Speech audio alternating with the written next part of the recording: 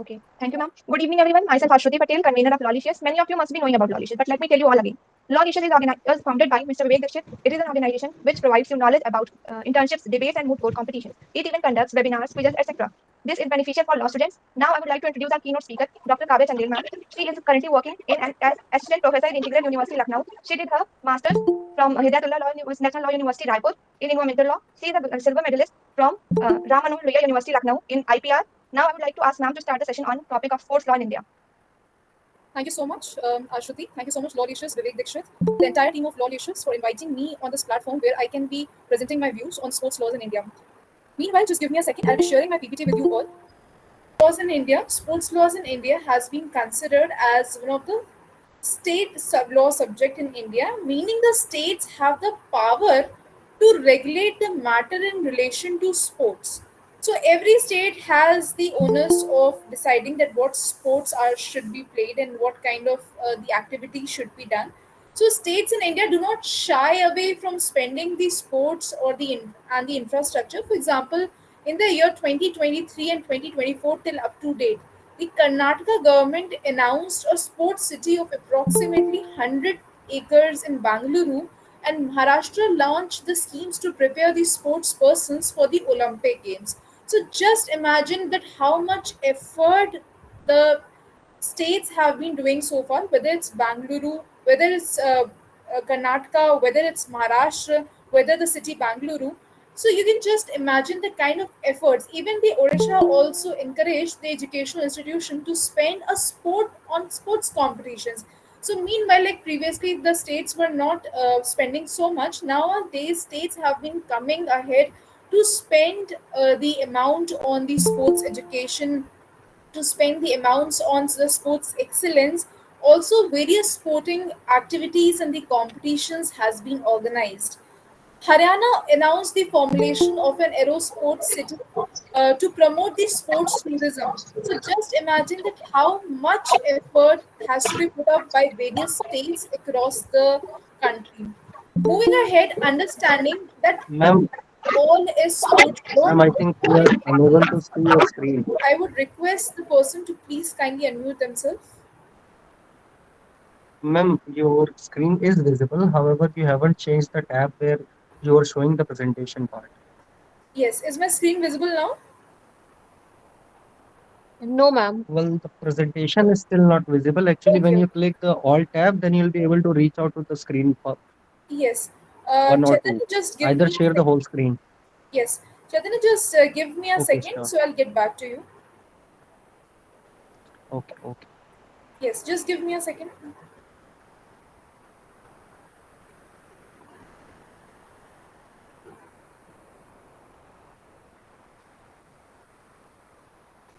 I think now it's visible. Yes, now it is visible. Yes, Okay, okay. Thank you, Chaitanya.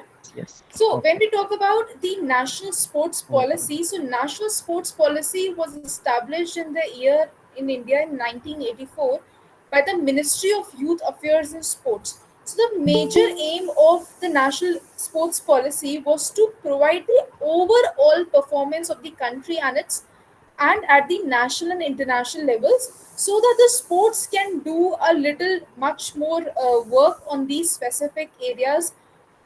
This particular policy, when we talk about the national sports policy, the policy was again updated in the year 2001 and more recently in the year 2011. The major goal of the national sports policy is just to expand the overall objectives. And there are certain outcomes, there are certain objectives which has been emphasized by the national sports policy. Now it has been established by the Ministry of Youth Affairs and Sports, and it has been established in the year 1984. Recently, there has been more updation in the year 2011. National sports policy has focused upon certain areas which we are going to discuss. The first one is that when we talk about the national sports policy improvises the standing of the international competitions like Olympics. So you can imagine that the national sports policy will be working for the Olympics. It will ensure that all the sports persons will get the facilities of improvising themselves for a particular sport which they have been playing so far. These policies have been working and ensuring that the sports facilities are to be given to every sports person in a full-fledged way. Then the next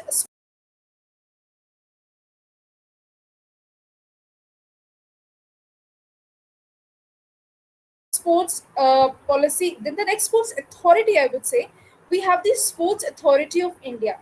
So, Sports Authority of India, SAI has been basically been called the Sports Authority of India, which in India it is considered as the national and the apex body of the sports in India.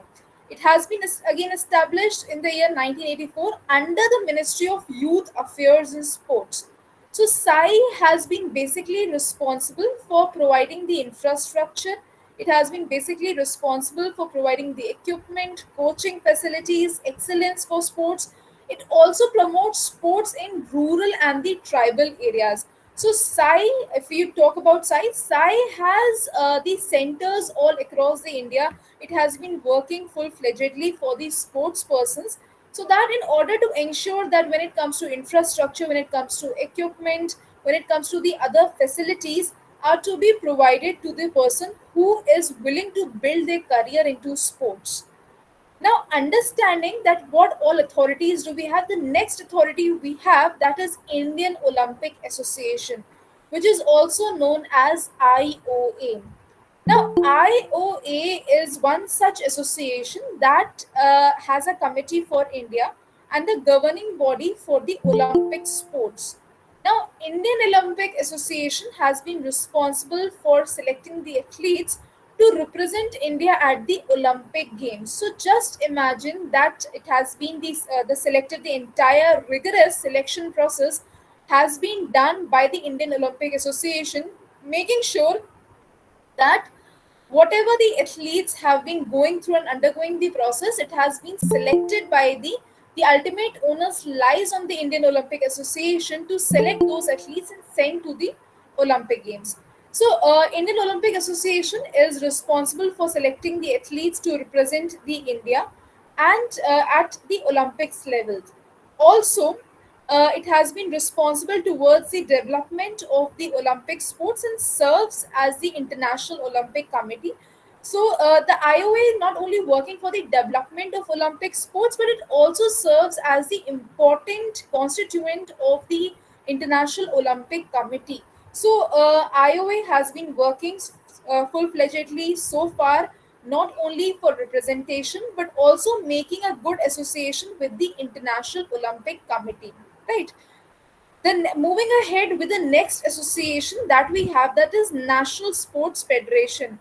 So National Sports Federation, you can say that every major sport, like whatever the committees which we have been discussing in relation to the context of sports laws in India, these committees have been responsible for the selection process, for ensuring that whatever it is happening in relation to that particular sport or the activities within the India itself, so they are holding the onus, they are holding the responsibility, they are managing the entire sports duration, they are managing and governing the sports laws in India.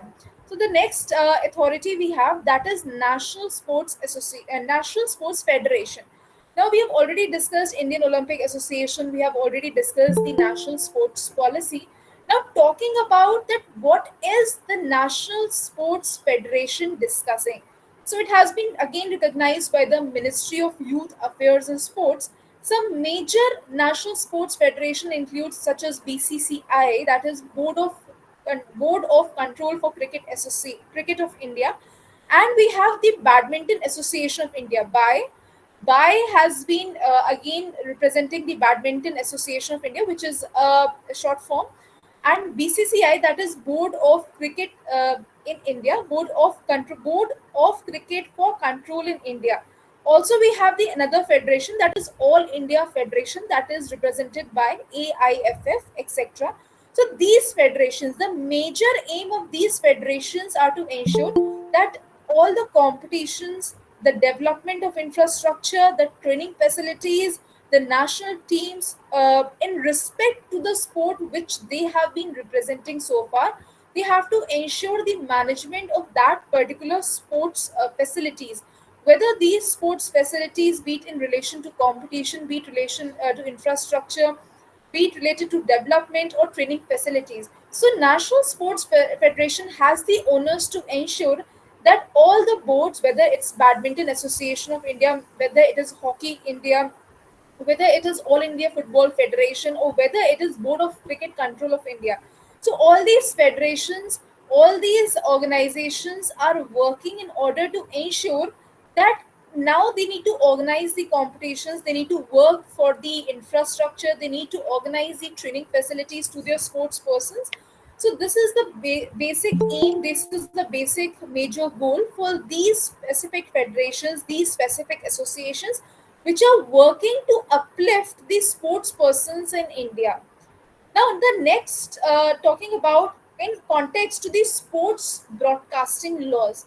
Now, we have the Prasar Bharati Act in 2007, which India has enacted. Now, if at all this is important in relation or in context to sports laws, something is really, really important, then that is Prasar Bharati Act of 2007. India has enacted the sports broadcasting signals, which has mandated sharing with the Prasar Bharati Act in 2007, which has ensured that the sports broadcasters and feeds related to the sports events or in relation to the national importance of Prasar Bharati, it has enabled the public to access those events, right? So Prasar Bharati, like if we have any channel which is again managing and ensuring that the broadcasting of these sports is it to be done like in a full-fledged way. So we have a channel that is Prasar Bharati, again working in order to ensure that the sports feeds, sports activities, and all the activities related to these sports are to be properly broadcasted and the public access. It is very important that the public must have been given the access to these sports events. So public access is being something which is has been mandatory, and Prasar Bharati Act of 2007 has ensured that the public needs to get the access of all the sporting events which is happening all across the country. Now, as per this act, now if you talk about this act, then no content rights owner or holder such as sports federations or sports broadcasters can carry a live television broadcast. As per this act, no content rights.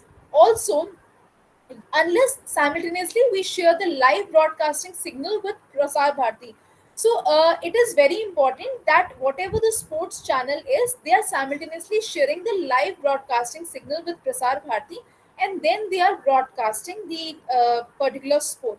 So no content rights owner or holder such as sports federations or private broadcasters can carry a live television broadcast or of sporting events considered of the national importance, unless, now this is a specific clause, that unless they simultaneously share the live broadcasting signal with Prasar Bharati. So you can just imagine that Prasar Bharati has got a much more hold, that according to Prasar Bharati Act of 2007, according to Sports Broadcasting Signal Act in 2007, which is mandatory sharing of the Prasar Bharati to in order to ensure that unless and until it is not like creating a kind of segment with the Prasar Bharati, then there should not be any live broadcasting signal with the Prasar Bharati is to be allowed. So India has enacted, India has ensured that there must be the Sports Broadcasting Signal Act 2007, and it is very important that it has mandated to ensure that the Prasar Bharati has to ensure that the public access must be given to these events. So we have a specific act, that is Sports Broadcasting Signal Act 2007, which is important for the mandatory sharing of the Prasar Bharati in order to ensure that in relation to sports feeds, sports events, or any kind of national importance or the events which are to be considered, the public access is to be required, and no content rights owner or holder such as sports federation or private broadcasters can carry a live television broadcast or sporting events considered of the national importance, unless and until, now this is a specific clause, unless and until the live broadcasting signal that are having the signal with the Prasar Bharati. So Doordarshan channels instead only run on private sports channel which have a very limited accessibility. Now this particular act, that is national, that is Sports Broadcasting Signals Act 2007, this act was passed by the parliament to ensure the citizens of the country must get the access of the significant sports event which is of national importance. Now it is very important that free access of all the sporting events and in collaboration with the Prasar Bharati is to be given to the public, and public must be given a sufficient access of all the sports. Till then, is there any confusion or any doubts? You can meanwhile just pop up in the chat box. If you have any confusion, any doubts, you can meanwhile pop up in the chat box. Okay, shall I move ahead? Yes, ma'am. Okay, fine. Now, understanding, thank you, Shikapuri. Now, understanding that what will be the key provisions of this act. Now, what is the act? The act is Sports Broadcasting Signals Act 2007, which mandates the sports broadcasters to share the sports events which is of national importance with the Prasar Bharati to enable that the public must have a right to access those events. Now, the next act, which is the sufficient key provisions of this act, that is that the sports broadcaster must provide the live feed for the Prasar Bharati on mandatory basis. And students, please must remember this, that it is of free of cost. Now, sports broadcaster, it is the responsibility of the sports broadcaster that they are to provide the live feed. Just imagine the live feed to the Prasar Bharati on a mandatory basis, and that is like of no cost. Nothing is to be paid to the by the sports broadcaster or the Prasar Bharati to anybody. It's just the broadcaster is providing the live feed to the Prasar Bharati, and they are providing it on a mandatory basis. So there must be a sufficient accessibility to the public so that they can look up to that what sports channel have been delivering so far.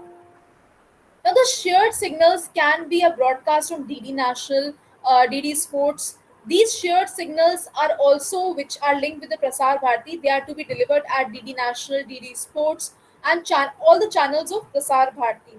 Now, certain major international tournaments like Olympic, Asian Games, Commonwealth Games are automatically deemed events which are of national importance.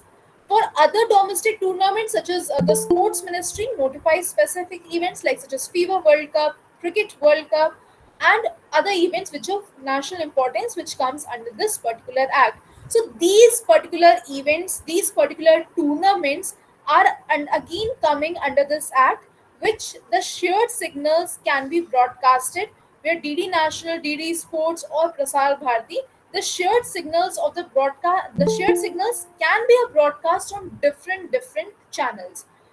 Moving ahead, understanding this particular act.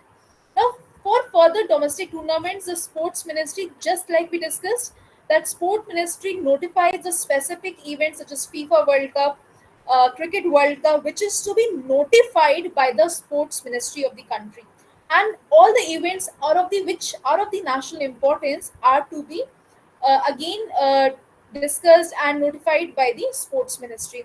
Now, this law, this particular act has enabled the Doordarshan to provide the free live telecast to popular sports events like now Doordarshan has been providing a free live telecast to what all channels. So we have what all subjects. So what all events.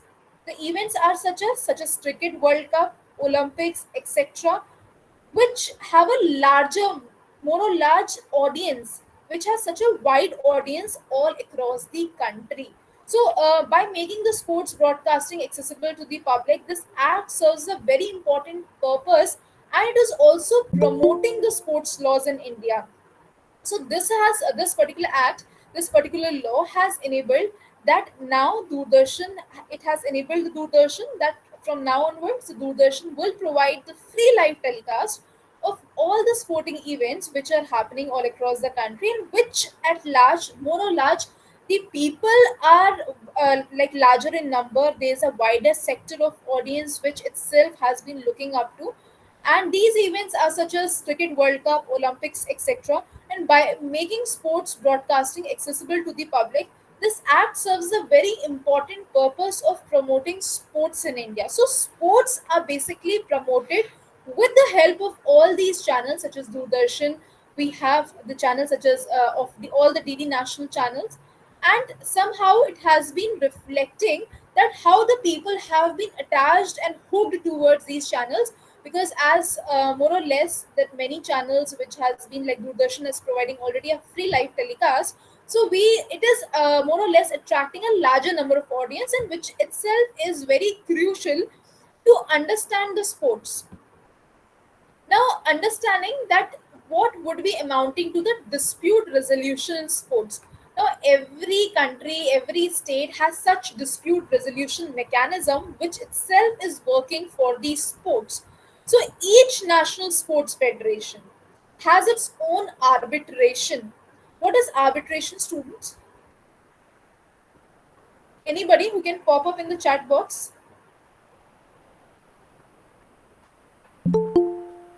Do we have a chat box which is available?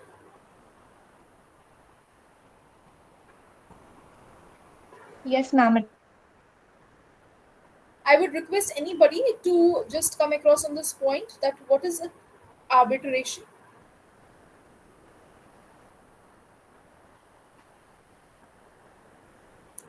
Has anybody posted Shruti?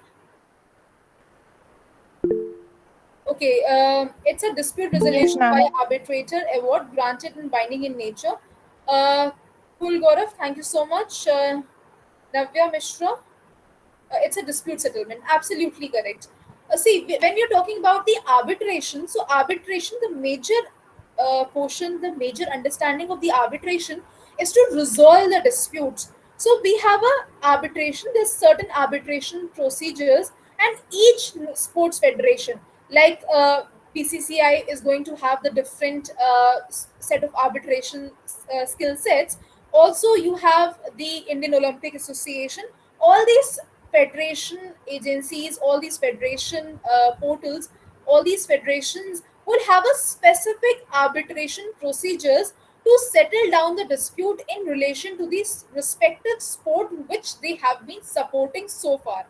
For example, for an instance, the Board of Cricket, the Board of Control for Cricket in India, that is called BCCI, that we just now discussed, it has its own mechanism, it has its own arbitration way, it has its own arbitrating disputes which are related to cricket. Now, BCCI will have the own arbitration mechanism. Using that particular arbitration, it has allowed the sports federation to quickly resolve any disputes which is in relation to selection, which is in relation to discipline, or which is in relation to dealing the particular problem or a dispute in a most cost effective manner. So if there has been any kind of if there has been any sports person who is willing to resolve their dispute, so they can meanwhile ask their particular sports federation to resolve the dispute in context to arbitration. So they can ask for the arbitration. So there's a particular mechanism which has been provided by the BCCI. Similarly, Indian Olympic Association and other sports federation have their own mechanism, have their own way of dealing with the arbitrators, have their own way of dealing with the dispute mechanism, and they can also provide the dispute in much more cost effective way.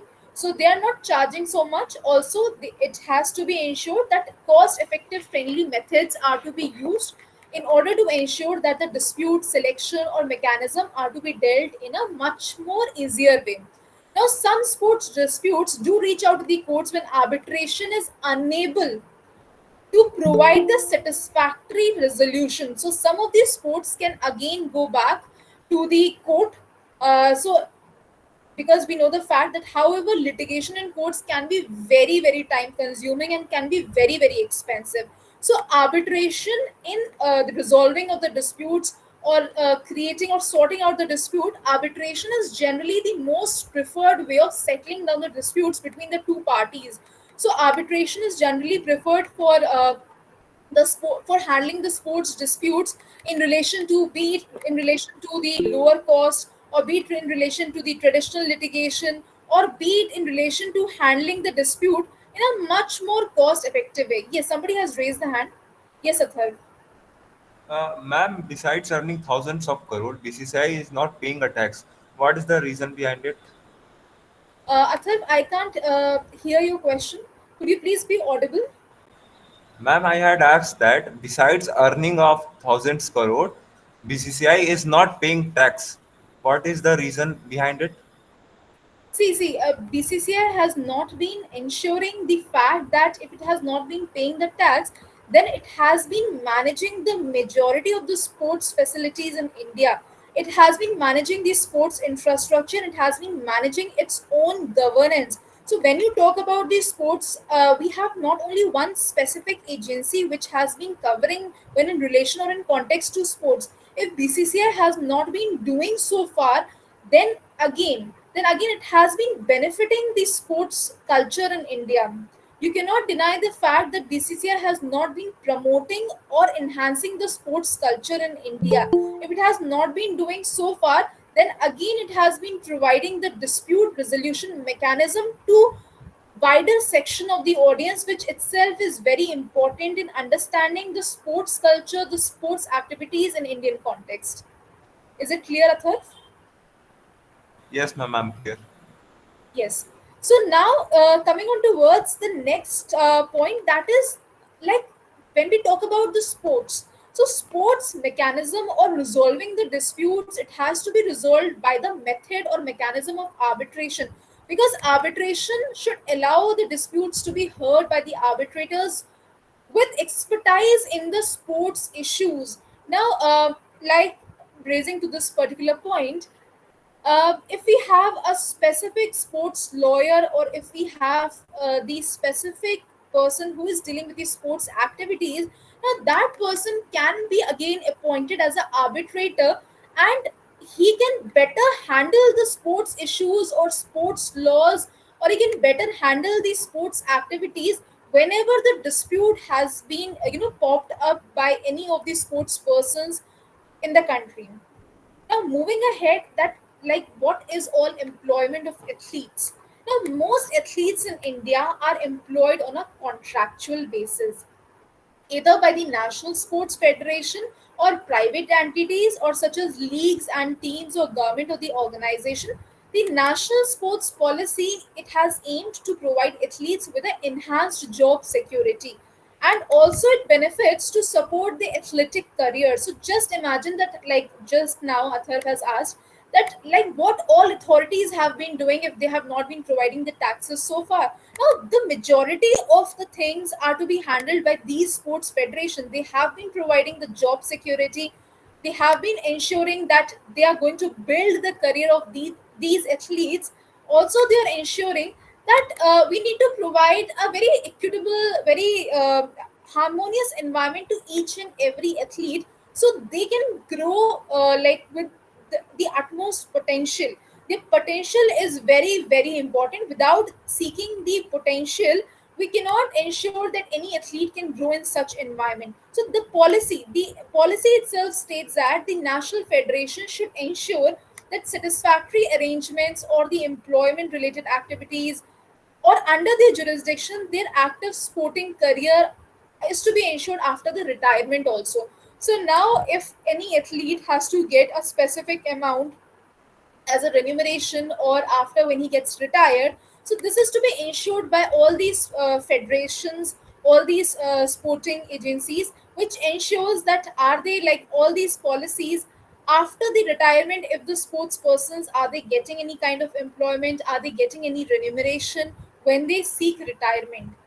Now, understanding Ministry of Youth Affairs of the Ministry of Youth Affairs and Sports, it has run several programs which are focused on providing the employment opportunities and financial securities to the star athletes after their retirement.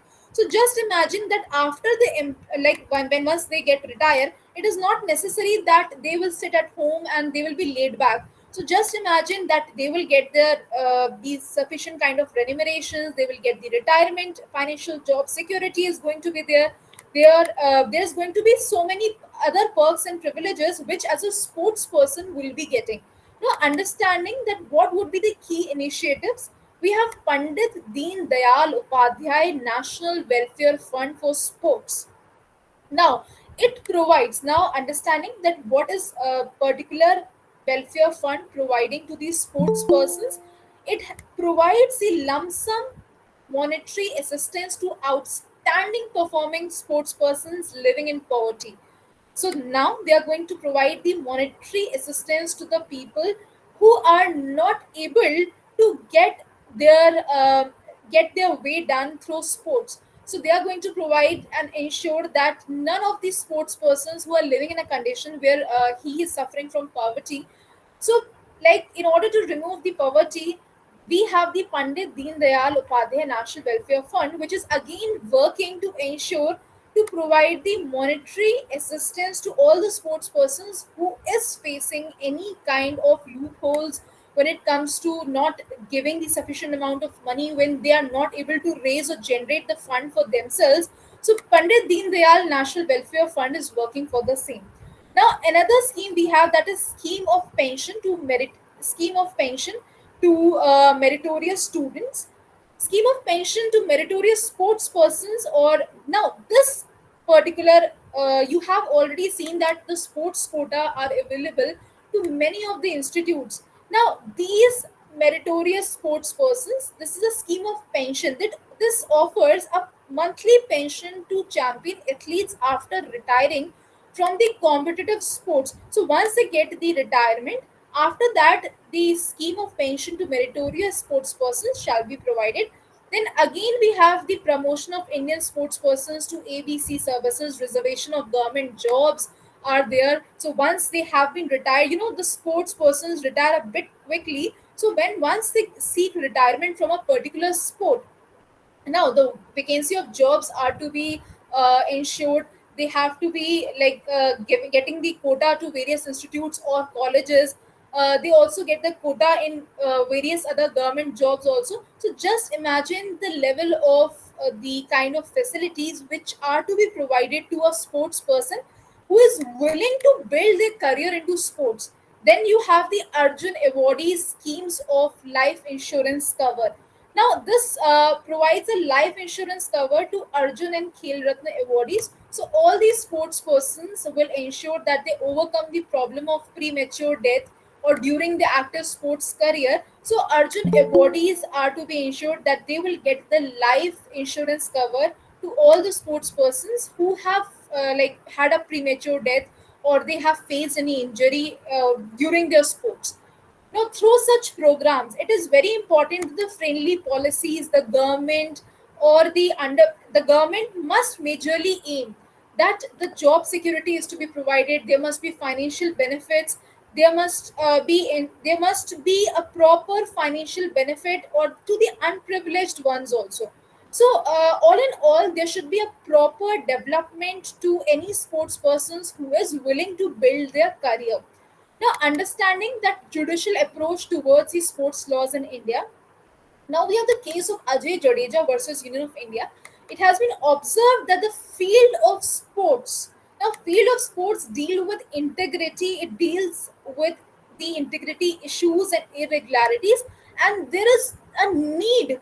It has been held in Ajay Jadeja versus Union of India that there's a need for establishing a proper procedure to deal with the complaints or in coordinations with the investigations. The court has held in the case of Ajay Jadeja versus Union of India that certain functions of the bodies involved sports persons to perform and are public in nature, and this is subject to writ jurisdiction of the court. Now, there must be a proper mechanism, there must be proper bodies, there must be proper investigations, authorities in order to remove any kind of irregularities or integrity issues which the sports persons has been facing so far. That is why in this particular case it has been highlighted that we need to have a proper mechanism, we need to have a proper complaint procedure in order to conduct the investigations in relation to the sports, when it comes to irregularities, or when it comes to dealing with the irregularities, or when it comes to dealing with the integrity issues. Now, when the IPL match fixing or scandal happened, the authorities were pressed to use the Indian Penal Code and the Maharashtra Control of the Organized Crime Act. Now, despite none of the above laws dealing with the fraud and crime in sports, it leads to the government drafting the Sports Bill, Fraud Bill 2013, which has majorly aimed that crimes and frauds in relation to sports must be given the major focus upon. So this is the landmark legislation. If it enacted, that would plug the loopholes and give the a very comprehensive legislation and on the issues in hand. But it's just a legislation, and when it comes to laws, so you have the best law, that is National Sports Authority Act 1987. Now, dealing with the other case law, that is Z Telefilms versus Union of India. Now, it is one such case where Magna Carta of sports laws in India has been focused upon. Article 12 of the Indian Constitution, which itself has stated that BCCI is not a state. You cannot call a BCCI as a state. The court has observed that sports bodies largely remain unaccountable. Now, please understand the word. All the sports federations have largely remained unaccountable to the state, which should not be the case considering that the importance of sports in the modern era. Now, understanding the fact that sports laws or sports authorities have been working so far, like in a continuous way, so that like there are various acts we have dealt and discussed with the National Sports Broadcasting Act 2007. Now, this particular act or any other such federation has been working in relation to sports laws in India. But when we talk about the Z Telefilms case, or when we talk about any other case such as Ajay Jadeja's case, now they have majorly focused that there must be a proper sports federation which can work for like resolving the dispute, which can work for removing the irregularities in the procedure. Now, moving ahead, like understanding that do we have any ministry or not? We have the Ministry of Youth Affairs and Sports. I just hope that till date everything has been clear to everybody. I'll just give it a pause. Is it clear to everybody? Any confusion, any doubts? Any confusion, any doubts to anybody so far? Yes, Athar. Yes, Athar. Ma'am मैं देख रहा हूँ कि हमारे पास बहुत ज्यादा strong laws हैं, हमारे पास मिनिस्ट्रीज हैं, हमारे पास पूरा सिस्टम है, फिर भी हम ओलंपिक्स में गोल्ड नहीं ला पाते। ज्यादा बहुत रेयरली मिलता है, किसी साल हमें आज तक 10 गोल्ड मिला ही नहीं है। उसका रीजन क्या है आपके हिसाब से? बेटा देखिए, जब हम स्पोर्ट्स की बात करते हैं तो स्पोर्ट्स एक ऐसा सब्जेक्ट है जो कि बहुत वाइड है। ठीक है, हम गोल्ड नहीं ला पाते तो ऐसा भी नहीं है कि हम गोल्ड लेके नहीं आए हैं। We have not considered gold as an important factor. ठीक है, जब हम गोल्ड की बात करते हैं, it depends that how much effort has to be put up and what is destined to happen. Okay, you cannot control that, like beat the Fogart or beat like any sports person. That doesn't mean that they have not put up the effort. हम ये नहीं कह सकते उन्होंने effort नहीं दिखाया, उन्होंने अपनी तरफ से बेस्ट नहीं किया। लेकिन जब हम स्पोर्ट्स लॉज की बात करते हैं, now this is a different aspect, try understanding it. Sports laws अलग चीज है और स्पोर्ट्स में रहना अलग चीज है। ठीक है, स्पोर्ट्स लॉज में हम बात करते हैं मैकेनिज्म की जो इरेगुलरिटीज और प्रोसीजर कंट्रोल करता है। जब हम स्पोर्ट्स की बात करते हैं तो स्पोर्ट्स इंश्योर करता है कि किसी भी स्पोर्ट्स पर्सन का जो फुल ऑन डेवलपमेंट है उस पर्टिकुलर स्पोर्ट्स से related, are they getting a proper development or not? So this, you can say that there's a it's a very contradictory way of answering to this particular question. These things are entirely different. When you talk about sports laws, it has no relation in context to sports laws. ठीक है, जब हम irregularities की बात कर रहे हैं, procedures की बात कर रहे हैं, तो वहां पे किसी भी पर्सन, कोई भी पर्सन सेलेक्ट नहीं हो पाए। It is not my genre to comment upon it. Okay, it is not my genre. I cannot comment upon all these such things, that why it did not happen in the future and will it be happening in the future or not. इस particular चीज के बारे में हम comment नहीं कर सकते. What all we can do is we can entirely wish. Yes, Atarv. Ma'am मैं ये बोल रहा हूँ कि हमारे पास लॉज हैं, बट मुझे लगता है कि हम अपने प्लेयर्स को ज्यादा डेवलपमेंट नहीं दे पा रहे हैं. तो इस लॉज में ऐसी क्या कमी है जिसे दूर करके हम अपने खिलाड़ियों को उतना सशक्त बना सके जो हमारे राष्ट्र के लिए अच्छा हो. बेटा, जैसे कि मैंने बात बताई आपको कि हमारे स्पोर्ट्स लॉज अभी भी प्रॉपरली वर्क नहीं कर पा रहे हैं. हमारे पास जो एक्ट है that is the national sports federation act 2007, और जो भी हमारे लॉज हैं, फेडरेशन एजेंसीज हैं, वहाँ पे जो मेजर लूप होल है, what all I can say is they are not working full fledgedly. पहली बात तो ये है कि हम आर्बिट्रेशन से मैटर रिजॉल्व करने की कोशिश कर रहे हैं. बहुत ही कम मैटर्स कोर्ट में जाते हैं. जब वो कोर्ट में जाते हैं तो उसका कुछ बहुत ज़्यादा निष्कर्ष नहीं निकल पाता है, जिसकी वजह से कहीं ना कहीं वो मैटर्स हल्के में ले लिए जाते हैं. ये एक सबसे बड़ा, सबसे मेजर रीज़न है. जितनी भी स्पोर्ट्स फेडरेशन और एजेंसीज हैं, उनका बेसिक मुद्दा ये है कि वो आर्बिट्रेशन प्रोवाइड कर रही हैं. अगर वो आर्बिट्रेशन नहीं प्रोवाइड कर रही हैं तो वो मैटर्स कोर्ट के पास जा रहे हैं, और फिर जब कोर्ट के पास जा रहे हैं तो वो मैटर्स पेंडिंग होते जा रहे हैं. This is the major reason. Is your question answered, Atharv? No ma'am, I'm clear about this. Thank you for your time. Okay. Now, understanding Ministry of Youth Affairs and Sports. Now, Ministry say that in 2008, the two separate documents, namely Department of Youth Affairs and Department of Sports, were formed under this ministry.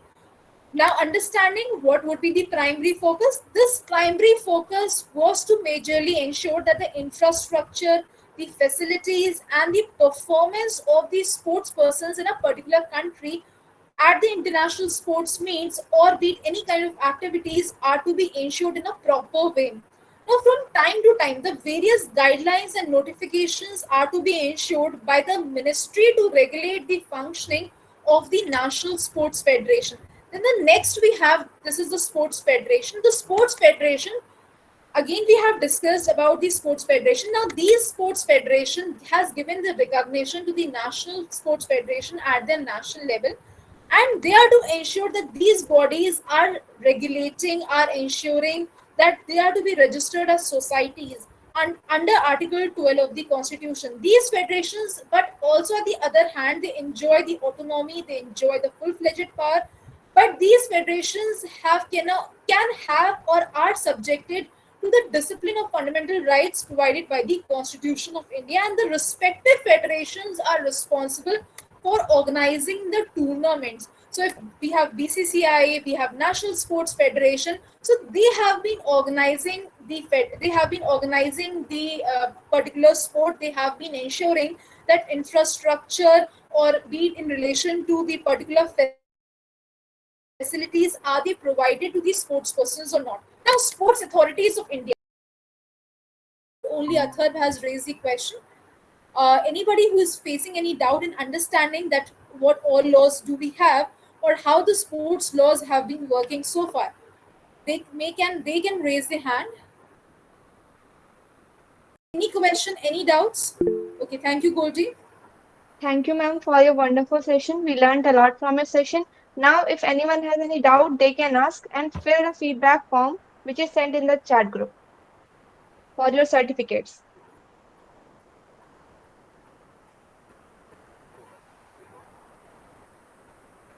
Onika Chobe, Onika Chobe, please repeat your question. I'll just give me a second. So, ma'am, is arbitration also possible in Vinesh Fogart's case? Beta, it depends that is the Vinesh Fogart has been involved in any kind of the arbitration regime or not. For this, she has to seek the arbitration. Okay. Now, her disqualification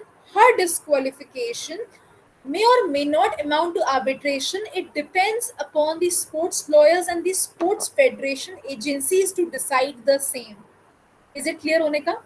It depends upon the sports federation agencies to decide the same, whether it has been falling under the category or not. So every sports federation have their own laws to govern.